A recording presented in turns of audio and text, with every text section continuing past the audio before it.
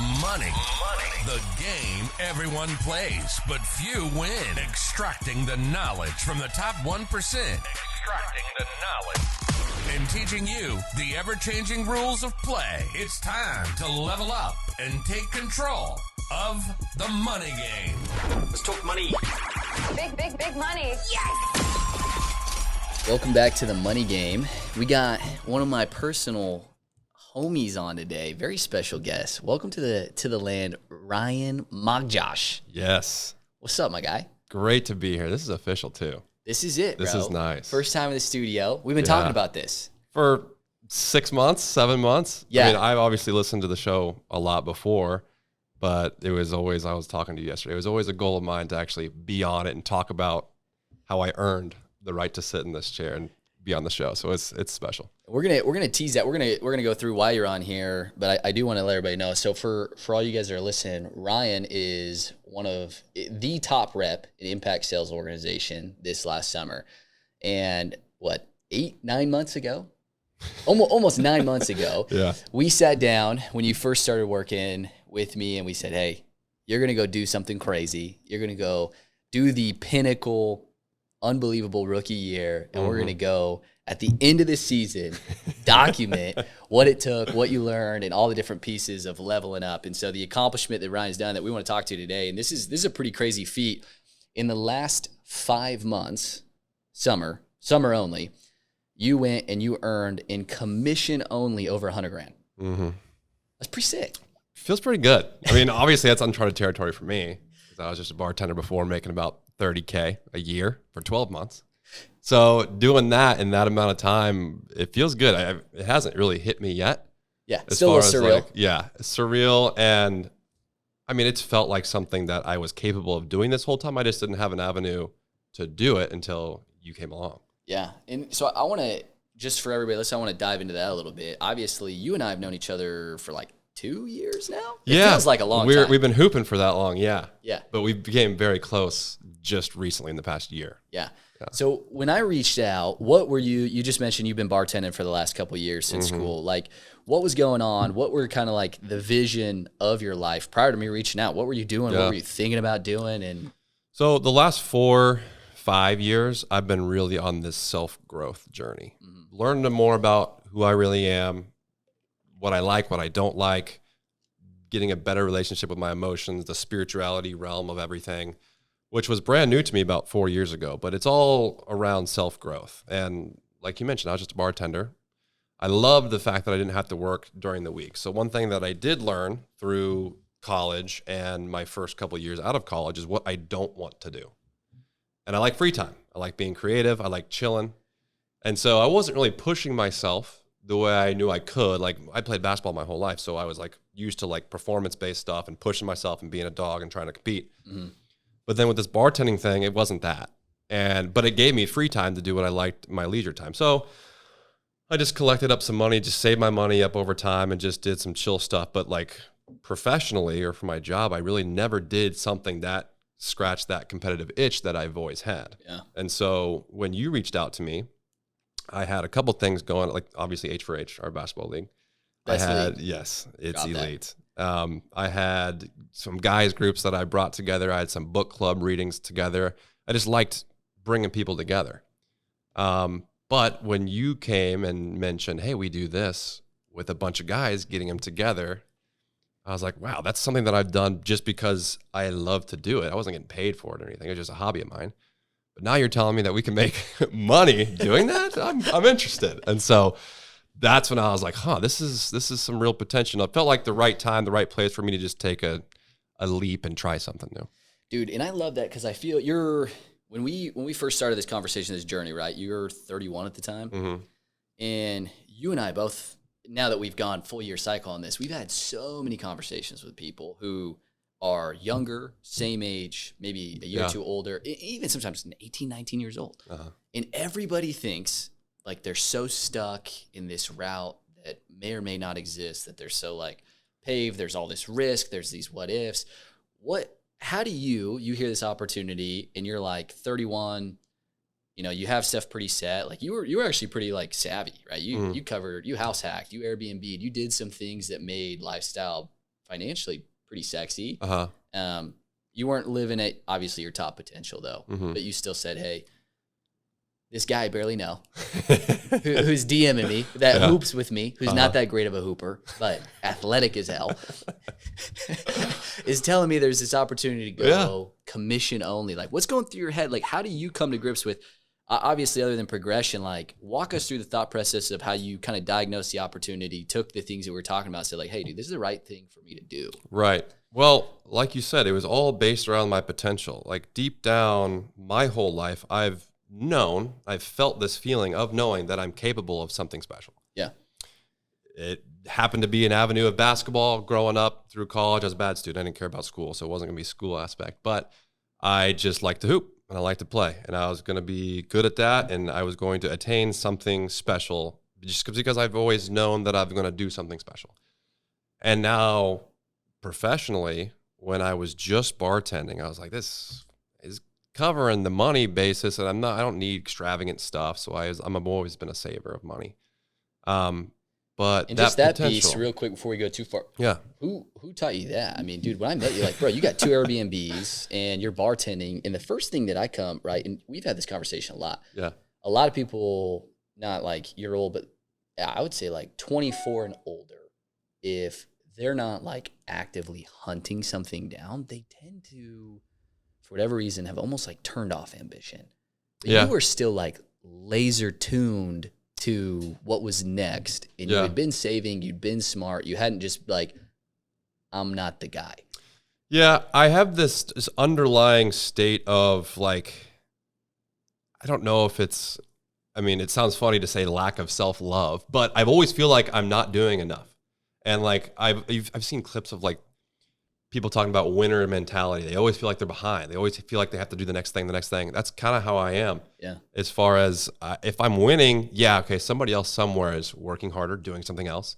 And so I need to be doing that. If I'm wasting time doing something, there's always something in the back of my mind saying, okay, but somebody's out there at the gym. Somebody's out there getting shots up, or somebody's out there making money or practicing their pitch or doing whatever. Yeah. And I'm sitting here watching Twitch. what can I do? So that's super relatable to a lot of people. Yeah. So there's always that little thing in me, but the money side, I don't know. I like to save. I always ask, like my parents, like my mom always said, yeah, you've always been a saver. You always had a little piggy bank. You didn't like to spend the money that you earned. Back then it was just like mowing lawns or working at the pizza shop or whatever. But I didn't like to spend it. I always liked the self-growth, or in this case, the bank account growth. See how high I can get it. Get a little game. Yeah. And so that's all I did. I don't need extravagant things. I don't need like big fancy cars. Shoes is part of what we do, but they're like compliments of the company. So it's not my own money. So yeah, nice things is nice. But like, I like the comfort I get from being financially able to buy coffee whenever I want in the mornings, or just live comfortably financially. Dude, and I think we'll get more into this, but you brought a huge financial maturity, emotional maturity, and I think that played a huge role in your success. And so many people, the wrong thing, right? We see a ton of people get into this space. They hear the income opportunity available, and the only drive is, I'm going to go get that car. I'm going to go live at this level. And for a lot of people, I just don't think, most of them have never experienced that or experienced levels of that. And so they don't know, like, that's not going to fix your life. Right. And it's interesting, though. I've had a lot of conversations. I know we've had this conversation. Even a big part of the talks we had when we were bringing you on was, hey, there is this huge financial opportunity. Yeah. But we talked about a lot of the other things that I think are even more important in the way that we correlated. The finance will come, and you understood this maybe better than anybody really early. And I want to know what you feel this played a role in your development as a sales professional. I always like to speak to the finance is just going to be a byproduct of the value that you bring and who you become. And it's cool because it shows the progress. And that's what I love about the industry, is because it has this black and white, like you're moving the needle or not, because you're developing all this value via your personal sales or what you can do through other people. But for you, I feel like you grasped the dollars are just tracking progress super quick. So speak to that a little bit. How did you like grab that so fast? I don't know. I mean, my real motivation wasn't the money. And I guess it helps to be financially stable when you start. So you're not like driven by, okay, this is make or break if I get out of a situation. Yeah. But like this job taught me that the money is a byproduct of the work that you're doing and the work that you're putting in. And so I don't know, it just came naturally to me to like not cling to the outcome as far as financials. Like the EFP was like the thing that I was looking forward to most. Like I want to be up there with the top dogs. I want to show that I can like dominate in this industry as far as sales go. The money, whatever, it's fine. It comes because of how hard you work. And I didn't quite realize that until I started here. And I saw that here and I was like, holy, like we study like the Andy Elliots and all these top guys that talk about money a lot, which is also new to me because this is my first year in sales ever. Yeah. But it's the hard work is what the people don't want to do. Everybody wants to kind of get the money quick without having to do a lot of work or have a lot of discipline to stay on track to do hard things.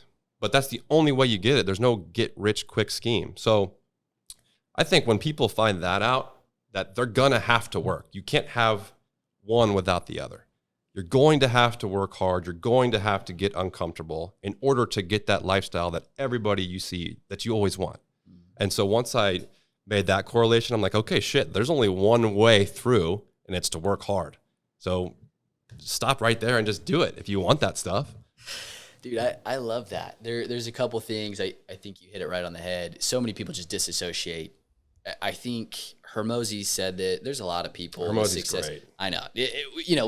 We're like addicted to him. Yeah, well, you introduced me to him, and he's spot on with a lot of stuff. I like to think I was an early adopter, Yes, but for sure you were. I'm studying that stuff all the time. But, just talks about the association. So many people see Instagram, social media, whatever, a Lambo or the nice home or here 6-figure summer in our industry or multi-100,000 summer, whatever. I feel like so many people vastly underestimate the work that's going to take to get there from where they're at. Like, hey, you've made $30K ever in your life. And the mistake a lot of people make that you didn't make, and I want to talk about this, is most people are like, okay, I've only ever in my life created this level of income. But for some reason, I think I'm going to be able to operate like a tiny bit above what I'm currently operating at and create 30X results. Yeah. Probably not that likely. Right. So for you, you're going from where you're at and you step into this new arena. Obviously, your competitive drive, all these different things. But I do want to backtrack a little bit. I think this is important for people to understand because people are looking at your story right now, right? Whether that's in our region or somebody who's like not even in our space that's listening to this podcast. How the hell does a guy make 100K in 5 months? That's never been in this space, doing something completely new. Yeah. Right? That's crazy results. Yeah. But your first day, walk us through, like, we talk a couple times. I remember vividly, dude, the first meeting you showed up to. And we don't know each other that well at this point. Yeah. So walk us through how you even ended up out there. I think this is super good for people to understand, honestly, like how much balls you had to just like, dude, you jumped in. Yeah, like ended up in Chicago. Like, okay, like so OG first time you're in Chicago. Yeah, well, I already like rationalized in my brain, this is a leap. Like this, if I choose to do this, I'm going to start. I'm not like halfway in, halfway out, going to be like, if it works out, cool. If it doesn't, cool. I just want to experience it, which is kind of got what the pedal's going to begin with. Yeah, is okay. Let me just try it out. He's talking about this stuff, but I want to like make sure that it's correct. But yeah, that first meeting I went to, people started doing jumping jacks and doing chants and stuff. I was like, what's going on here? Like it was, it was like it smacked me. I was like, okay. This is kind of like the real thing. I guess this is what they do on the regular. Hold on. Before we even get to that, I want to go because I think this is an important piece to cover. Yeah. You don't know me that well. We've talked, we've hooped a couple times. We haven't had like deep conversations, right? At least not a ton. But what are you telling people, right? You're literally packing up from Kansas City and moving to Chicago to go try this out. What are the people in your life saying? What are you telling them? How are you like dealing with some of that? Because I feel like that's a big piece that a lot of people don't know how to like mentally process. Like, hey, I'm going to go try this thing that I don't have any guarantee. Yeah, for me, I'm pretty independent. I have 2 or 3 really close people that I do share those things with, like big life decisions with.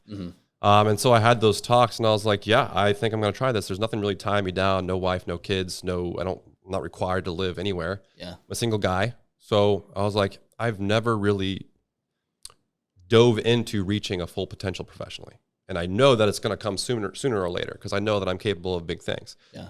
And like I said, it's just a belief that I've always had. So when I told the people close to me that I'm going to take a leap and try this, there's nothing tying you down. There's no reason why you shouldn't.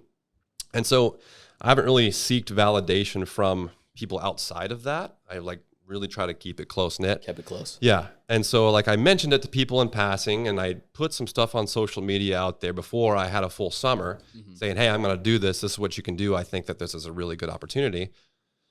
I mean, people like to talk and say things, whatever they want. But I mean, I'm a big stickler for, instead of doing all the talking, you got to go prove it.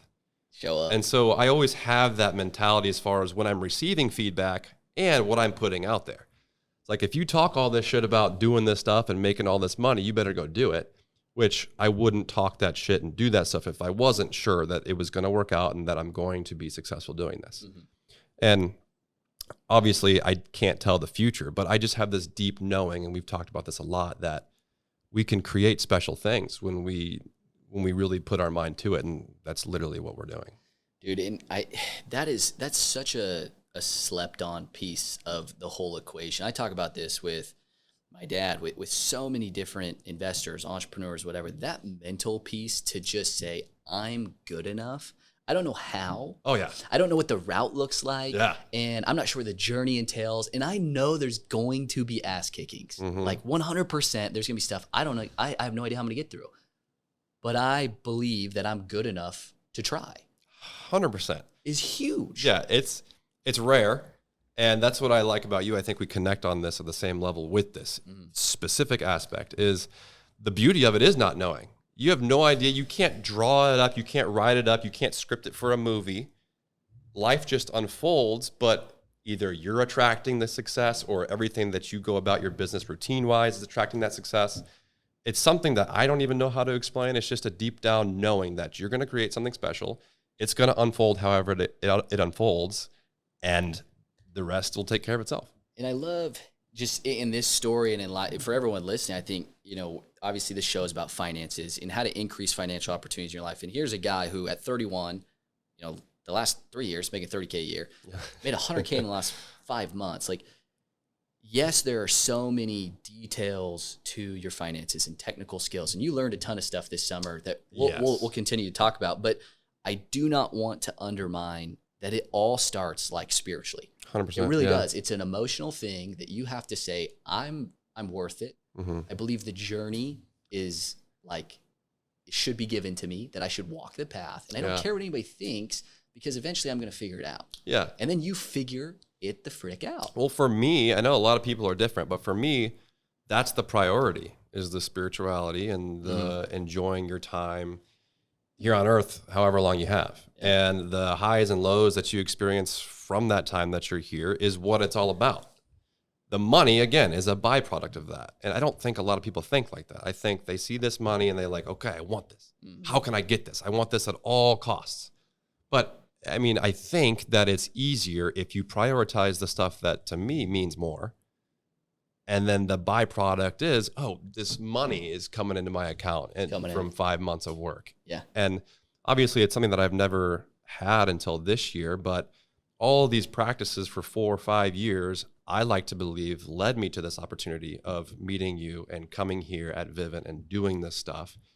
And so I've always known that everything's going to work out. Everything's going to be fine. I just stick to my morals and self-growth and my belief system. And if I'm enjoying my time here, that's number one priority. Number two is everything else. And I think this is an important distinction to make, because I think sometimes people hear, as long as I'm happy and this, that, the other, then like it's all good. What we're not saying, and what Ryan's not saying, and we're going to prove this. It's a fine line. It's not like, as long as Netflix is running on the couch and like I've got no burdens, that's not happiness. That's not what we're talking about here. And I want to jump back into your story to help people understand this. Like, dude, you come first meeting. I remember, I tell this to everybody. It's probably one of my favorite things. It's just, especially just because of what you became. Yeah. I'm talking to my wife. First day, we leave the meeting, and you are like damn near in a panic attack. And you were like, dude, I got to drive myself to area. And so what we do, for everyone listening, you don't understand our industry, we don't let new representatives take themselves to the market. This is a big time for me. This is a big thing. Yeah. And Ryan comes to me, and he is just distraught. Anxiety is just peaking. Yeah. And I'm like, oh man, we might have broke this kid in the first 30 minutes. And you're like, dude, just let me let me drive to area. And in my head, I've seen this so many times. Yeah. This is why it's so special. This is the tipping point that people miss, though. Yeah. This moment, you say, let me drive. And I'm like, okay, we'll let you drive. You go out. I would say 90% of the time in that same circumstance, rep drives out, sits in their car, never frickin' does anything. I hadn't even dropped off all of my reps before you are already calling me and saying, you're in a home. So walk us through the things you're feeling to just still go move anyway. Yeah. Because you moved fast. Yeah. So that was a huge pivotal point with our relationship, me and you. Because like you said, and I didn't realize this at the time, but what you go through every summer, you see this all the time. Reps wanting to drive out, they'll go out by themselves to not be held accountable, sitting on the curb, doing whatever they want to do. Yeah. So I needed that from you because you're right. I was kind of freaking out my first day. I wanted to be as comfortable as I could to control as much as I could control to get my sea legs out there. And for whatever reason, in my comfort, I needed that from you. When you kind of gave me that trust, I don't even know if it was trust. You're like, all right, we'll see. But like, there's no doubt in my mind that I'm going to go out there and do what I need to do. It was just that trust of you blindly like trusting me, saying, okay, this guy says he wants to do it. I'm going to try it. That changed everything going forward for me. And that's a huge key for everything that I do and what I think is so important for everybody else. It's you feel emotions.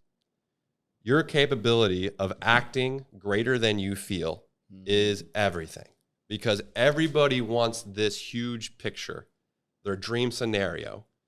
Oh, but not if I'm going to be like feel fear in order to get there. That's everything so that you ever want is on the other side of your hard emotions. Fear is a lot of the times the big one. Yeah. Fear, anxiety, whatever it is. Anxiety for me, fear for me. But the capability of feeling those emotions, which every human being on planet Earth feels, and now other planets I'm hearing. Yeah. But if you can feel that and do it anyway, that is a superpower. And the more you do it, the easier it gets. It's like a snowball effect. Yeah, the conditioning of your ability to overcome that hurdle of, I'm tripping. Yes. But this step has to be taken. But do it anyway. Yes. Yeah. And it gets easier and easier as you go, kind of like the rich get richer. But if you're going to change, in my case, 30 years of those hard habits, it's going to be harder to get that snowball rolling. Yeah. And so it's different for everybody. But the huge thing for me is act and do greater than you feel. Your hard emotions are going to be there no matter what. Feel it, do it anyway. Dude, that is... If you're not taking notes while he's talking about this stuff, this is so huge. It is in every aspect of your career, your personal finance, your spirituality, your emotions. When it's scary to look at your finances and acknowledge your budget, when it's scary to look at your diet, when it's scary to look at your business and say, there's decisions, actions that I'm not sure I can take yet, but I know the next step that needs to happen today and that you do it anyway. Yeah. And you build a muscle, right? Like we talked about. I know we've had a lot of conversations as you've had to watch some of the roles I play. Oh. And I can imagine. And it's funny because I remember, I want to talk about this, right? Like your first deal to your first cancel, to your first interaction with text. And walk us through just some of those first emotions, and then maybe even just how much do you feel you've developed past that? Because I know you've mentioned as you've gotten home from the summer, you've got $100K of income difference, but I think what's more important is the value that you got in becoming the person that was capable of that. Yeah. So I got here thinking I was tough. Got here thinking that I had some stuff figured out. It's going to slap you in the face. Like, this job is hard. Yeah. But it is so worthwhile. The growth that you experience in 5 months, in my case, like my biggest slap in the face was how I handle adversity, which before I thought I had a good grasp on that. But once you're in it, it's different. Yeah. So things are going to go wrong no matter what. In this job, in life, things are going to go wrong. It's guaranteed. Guaranteed 100%. And how you act when things go wrong is either going to solve an issue or keep the issue going. And so even I knew that before the summer, but it's still, when you're a human being and your emotions are high and you're in it, it's hard to zoom out and see the big picture and have that perspective, especially if you're trying to strive for greatness. And my view of it at the time was, okay, people are getting in the way of my greatness and things that I can't control. People are kind of messing up. And we've had conversations, but that irks me. That's my big thing, is when I'm doing everything I can to be great and I'm viewing it as things are getting in the way that are out of my control was tough. But the phrase of trust the process, detach from the outcome, I talked about it a lot with our team, talked about it in interviews, whatever. That was the huge part when talking about this aspect, because like that, we had a week in the summer where I sold 13 or whatever, only like half of them got installed. Like, dude, Ty, what is going on? Tech issues, other aspects, my selling process, things were falling apart. And he was like, you know what? It's going to be fine. You're taking this. You gave me a couple like things to deal with on the Vivint side as far as like X's and O's, but the mindset part of understanding, hey, this is your rookie season. This is like week 11, whatever. Things are going to be okay. Zoom out a little bit, have that perspective, work on the things that you can control, but it's all going to balance out. Water always finds its level. That next week, double digits, 12 pop. Yeah. And there was a few things I tweaked, like staying in the home when the text got there. But for the most part, it was just keeping that level head. Things are going to go wrong. Understand that. But the way you respond to what goes wrong is going to change your reality.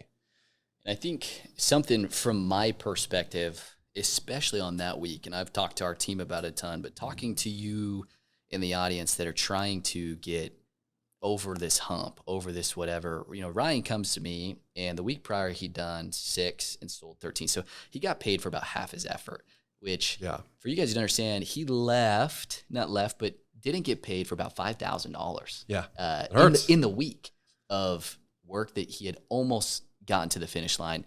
And immediately within 7 days, you turn it into a $10,000 week. Yeah. And what was so cool from my eyes is I've seen this is the differentiator of why you became a 6-figure summer rookie versus where so many people fall short. You call me so pissed Saturday night, and you are just irate and frustrated, and you're passionate, and I loved it. And what you did is the right thing. We talked, we decompressed, we took a couple XOs things, right? Hey, look, there's actually a few more things we can control than we'd like to believe, and we got to own that. Yeah. And then at the end of the day, we're going to be fine. And you took it so well and immediately just applied instead of just in the reverse of where most people go is the universe is against me. The odds are stacked against my favor and it's just not fair. Yeah. But you literally just said, all right, run it back. I'm going to apply the different things. And immediately within 7 days, you doubled a weekly income. Yeah. Well, here's my viewpoint on that. So this is also a superpower that I'm trying to harness myself. Whether the emotion is good or bad, there's energy there. And the way we talked about it that Saturday night, passion through the roof, rage, because I want to be great. Yeah. And I felt like I was getting held back a little bit. But regardless of what you label that emotion as, good, bad, ugly, selfish, whatever, it's emotion and it's high. If you can feel that emotion, good, bad, ugly, selfish, and alchemize it to help yourself in the right direction, that emotion's still going to be high. It's just going to be a different emotion. It's fuel. And so competition helped me with this a lot, because if you could just compete and you're doing it in the wrong way, you're almost going to dig yourself a bigger hole. It's the same high emotion. It's just directed in a totally different way. So after we had that conversation, emotions were high, passion's always high. I want to be great. Instead of getting caught in that loop of just feeding myself negative energy and dwelling on that, I felt all that high level energy, but directed it and changed it in a way to keep that same level, but in a productive way the very next week. That's so good. That is so good. I want you to even speak just a little bit more specifically about that, right? Frustration, anger. You're in this moment of just peak emotions, because this is everybody. This is your relationships, your financial situation, your career. I would say especially career. Yeah. You guys that are students in colleges and your parents that are struggling with your career, trying to up your income or up your entrepreneurial ventures, whatever it may be. You have a moment of peak emotion. Yeah. What are you doing in that moment that allows you to go, hey, anger, frustration, rage, but there's passion. How are you processing and analyzing? How do I get this to alchemize, as you said it so well, and make it fuel. So the 4 years leading up to this of working on myself has gave me the perspective of being able to take a step back and witnessing my emotions, basically. Instead of being caught in the thunderstorm, I always use this analogy. Say it's raining out there, thunder, lightning, hail. Instead of being out there with no umbrella, just in the chaos, we're in a nice, cozy studio. It's 70 degrees. We're watching the storm from outside. And that's the perspective that I try to have in those moments. But I always say, okay, I feel like it's a slingshot. I'm so bent far back, ready to just take off. And I'm still stuck in that rut. I'm almost there. And I guess it's just a belief that I want this more than I want to throw a pity party for myself, because that's the easy thing. Mm-hmm. I'm choosing to do the hard right thing versus the easy wrong thing. Yeah. The easy wrong thing would be to blame other people, throw myself a pity party, which in my last 4 or 5 years of experience working on my emotions, that gets me nowhere. It actually gets me worse than I was.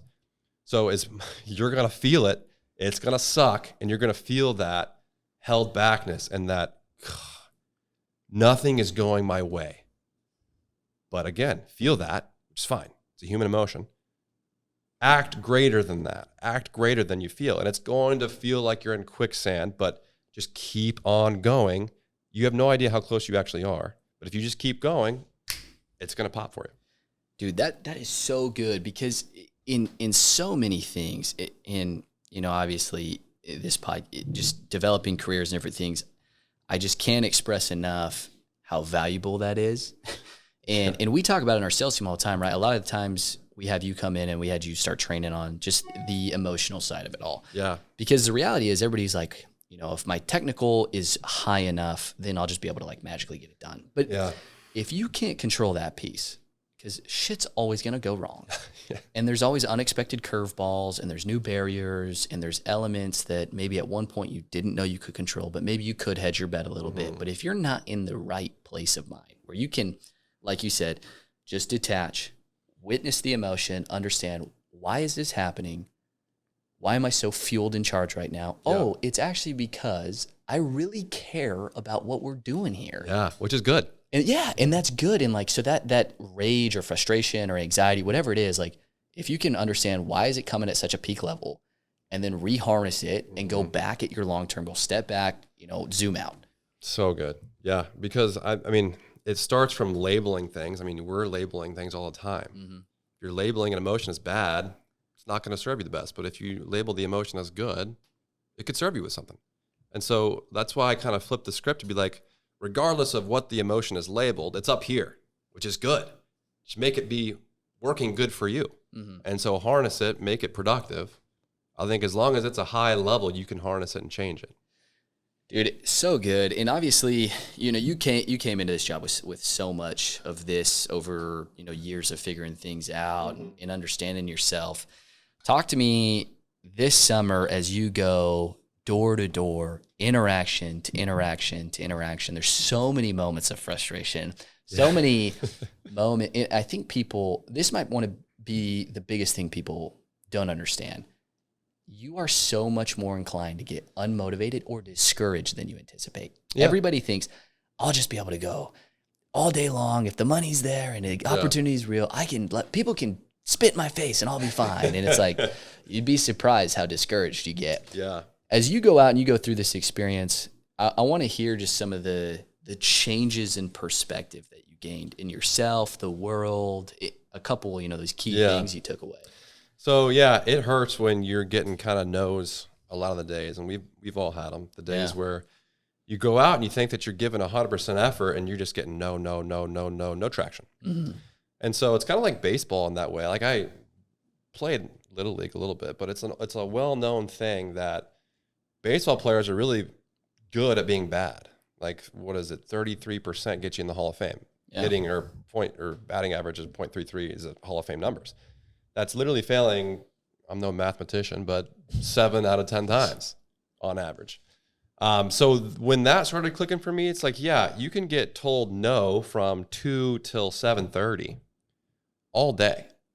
But if you realize that one sale a day all summer long is 6 figures, from 7:30 to 8:30 when we're done knocking could change literally everything. It doesn't matter what happened the previous 5 hours.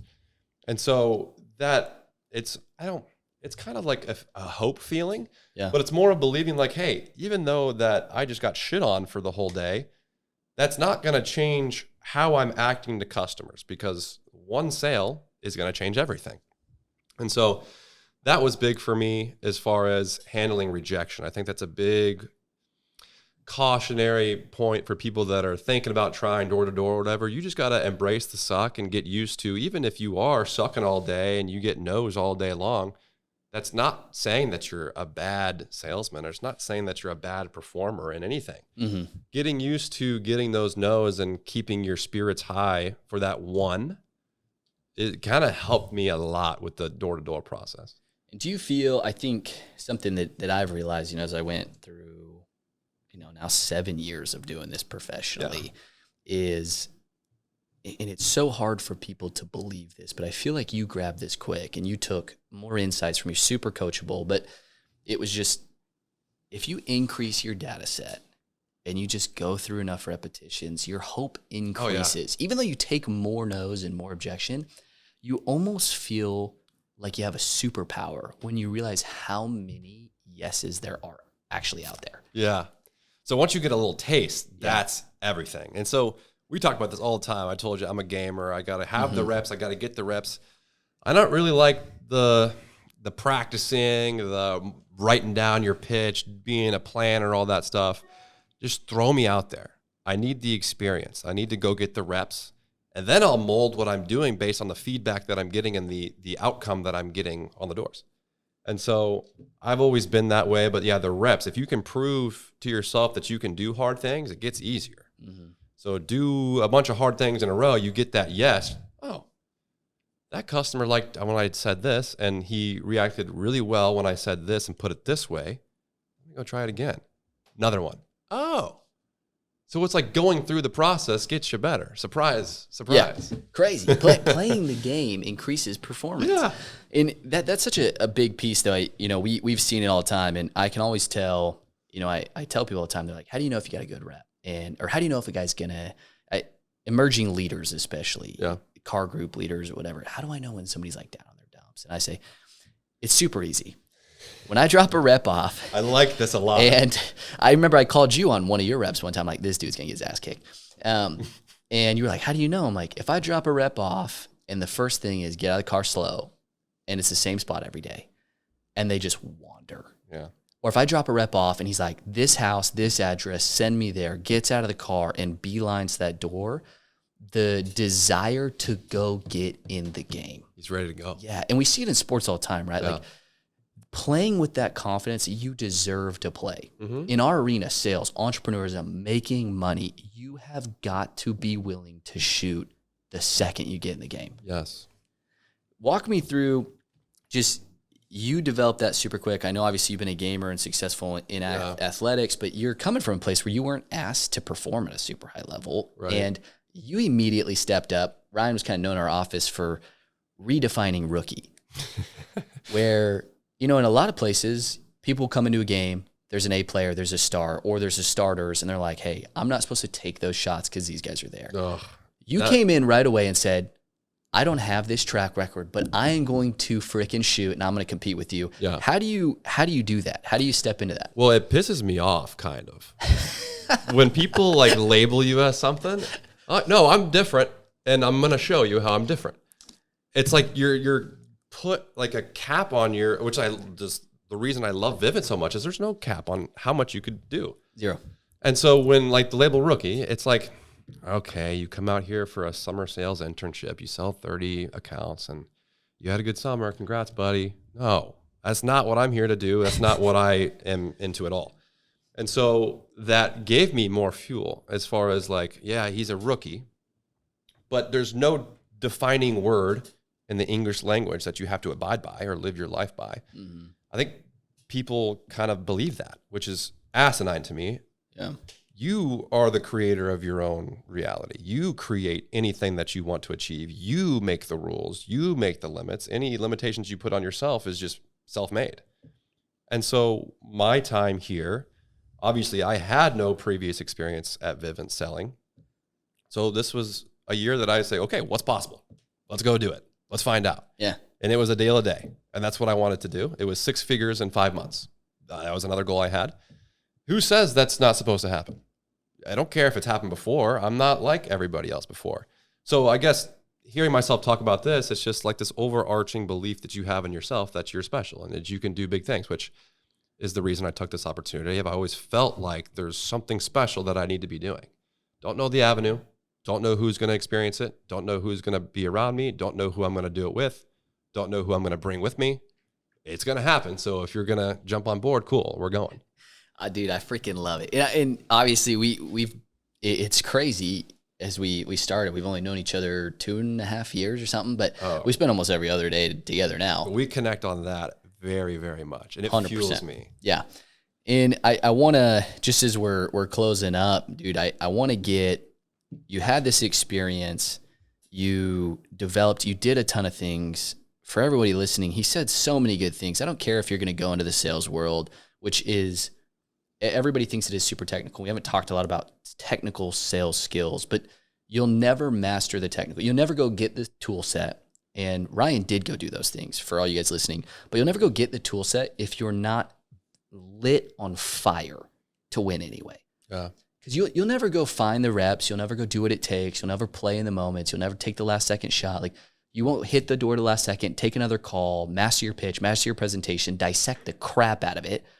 You're always calling me, what do you say when this happens? What do you say when this happens? How do I get over this? But you actually implement the next day. Mm-hmm. But I definitely want to get this from you. I think this is super important for people to hear.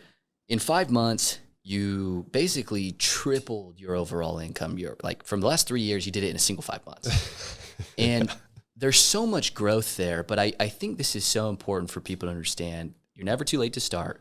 But as well, now that you've done that, I know you're not done. No. So walk me through, where you were when you started this and what you thought was possible to you're sitting here now looking at, the next 5 years, year, 12 months. Where's your vision going? Where do you think it, like, Ryan goes next? Like, how does this play? How much have you grown there? Being with you in this is helped me tremendously. So I appreciate you. I tell you all the time, but I'm going to take this opportunity to do it again. It's not possible without you. And what you've built for 7 years has led me here to fit in your plan and go from there. And so with you above me, we kind of feed off each other with that passion, that fire of winning. And so as long as I'm here, there's no limit to where we're going to go. And I really, really feel that. And like I said, I'm rookie of the year, great. Second, third, whatever, great. Rookie year was a success. 6 figures, great. But it's not about the money for me. Money helps you in other avenues of life, being able to live comfortably, like I told you I value, and have cool things. But the self-growth part is what I'm trying for. Mm-hmm. Even if I didn't do sales, if I was a zookeeper, I would still work on my self-growth. It doesn't matter what you do. For anybody out there or for me here doing sales, it doesn't matter what you do for a living. My value comes from challenging myself, feeling those uncomfortable emotions and doing them anyway, seeing my progress grow from a human being standpoint, my relationships grow, my belief in myself grow. That's what I want. And everything else that comes with it, in this sense, money and success, is a byproduct of that. Mm. And I'm always going to work on that, and I'm never going to stop working on that. As far as where I see myself at Vivint, I'm not going to ever change that. I'm going to prioritize that self-growth and the love I have for people and the people that I'm around on the team. And our team's going to grow over time. And building an empire. We're building something very special. And it's their choice if they want to come on or not. I just think it's so beneficial to be a part of something with like-minded people, people that want to grow and have success, people that do want to set up financially for their future. It is important. But it's going to come natural when you prioritize all the stuff that actually is important. You're so right. I think we haven't talked a ton to the specifics of finances or technicalities and those skill sets, but I'm still learning those things from you. But the cool thing is about that, you're doing so much better than most people, right? You live frugally already. You created more income than you ever have. You already have more investments in place than most people in their 40s or 50s have. And a big part of that I think people miss is it does start with who you are. and your character and your desire and the reason you do things. Yeah. Are you creating wealth to prove to somebody, or is it in a pursuit of greatness in your craft and in your field? Because if you are going for excellence in sales, entrepreneurism, your business, physical therapy, doctor, dentist, it doesn't matter. If you're trying to deliver the best service, product, and you're trying to be the best liaison to your product or service in your space, all of those things will come. Yeah. And when your ego isn't strapped to it, yes, you can still have nice cars, and we love the nice stuff, and everybody does, and the watches and the fun trips, all that stuff is awesome. But if it's the only thing that gets you up, It's not sustainable. yeah, it's not sustainable. You burn out, Yeah. you dwindle, or you commit fraud, or you do, it goes down that road of illicit activities or whatever. Yeah. But I love that you talked about that. And I think it's just so important for people to understand that personal progress directly correlates to income, directly correlates to wealth, directly correlates to happiness. Well, you talked health. about the temporary aspect of all that stuff, and like your missions you talk about all the time, and we don't have to believe the same things spiritually, but like you leaving everything behind and going to live in Mexico and doing what you did with just clothes that you had on your back, which is nice. You didn't have to be naked for that. That's true. But you just were able to let go of all that stuff because it's not as important as who you are. I think that's an amazing lesson. You talk about it all the time. Yeah, you have nice things because you can afford it, but it's not you. 100%. And you would be totally fine with letting go of those things, which I think is amazing. I'm still working on that aspect too. But I think it's a lifetime's work. Dude, I love it. There's so many freaking good things. We're going to have to do this again. Yes. I think we're going to have you on when you go run your first team and go do some of those challenges. I can't wait. And I've seen, it's so cool for me to see somebody come and do what you did. And you said, I'm going to be here. We talked about this 8 months ago. We're going to have this podcast. We're going to, when he signed up, and everybody says these things, but this is what it takes to actually get to where you want to go. Ryan came to me and said, I'm going to be that guy. We're going to build something massive. I see what you see. But then every step of the way, you did what you said you were going to do. Yeah. And even when we failed, we got pissed, and we had tons of road bumps. We still have road bumps, and we're still working on a lot of kinks. And that never ends, though. No. But we're still freaking lit up about where it goes next. And I get so excited for that. But just kind of in closing, dude, for you, from your experience, what would you say to anyone that's on the edge of they're not as passionate as we are about what they're going. They're not lit up about the space that they're in, or they're not as developed to their habits or whatever. What is your piece, whether that's an invitation here, or to this, or what would you say, to get people through that hurdle? I don't know. I think for me, what attracted what's happening to me now is just I was in alignment with my passions. And throw time out the window. I've never really been a good, obviously I'm 32 starting my first door-to-door when it's usually a younger thing. I knew that if I surrounded myself with my passions and being creative and just living organically as close to being myself as I could, that the right things would come to me. And so, again, the reason I was a bartender is because I got those 5 days during the week where I could do whatever I wanted. Yeah. Which was nice. I sacrificed money for living a happy, healthy lifestyle and being creative and doing whatever I wanted. It was good for that meantime, but then you came along, randomly slid in my DMs. That happened because of basketball, which I love. Yeah. Started a league, which I love. Started a book club, which I love. Started a men's guys group to talk about emotions and stuff like that, which I love. So I think if you can find your passion and just somehow financially, because financials you have to have in order to live. You have to play the game. Yeah. Everyone has to deal with it. Yes. And so if you're not creating monetizable opportunities, you will take on additional struggle. Right. And I knew that, but I took a back seat to money to prioritize what I really cared about. Time goes by, you DM me from basketball, reaching out to me about this opportunity. I took a leap. I thought it was the right time. Here we are in 2023, sitting here talking about making 6 figures in 5 months. So I think it's important to do what you love. And I think I just want to key in on this, because this is something that is such, I don't know if I'd say controversial, but maybe misunderstood or misspoken to, right? Because I think most people listening, I wouldn't say that you or I love knocking doors per se. Yeah. I wouldn't say that I hate it, and there's pieces that I think are fun, and you know, there's excitement and the thrill of the game of sales. But I wouldn't say that specific thing is what we love. I think to just highlight this, and I want to hear your thoughts. One of my mentors when I got into the game, one of the OGs at Vivint, when he came, he said, "Do what provides you the vehicle to have the freedom and control to do what you love, and do whatever it takes to be there." And that hit me big, because I'll put up, you know, if I get to have the things I love, I'll go attack whatever shit I got to. And speak to me a little bit about that, because I think some people get caught in this, like, well, I love hoops, so I got to be a coach. And I don't know that that's like the right outlet. Right. Well, that is the blessing that I discovered by being here. This is the vehicle. Which is absolutely life-changing. And I've never had the vehicle. I always did stuff that I loved without the vehicle. Oh, but now I get to do that same stuff that I love with a vehicle.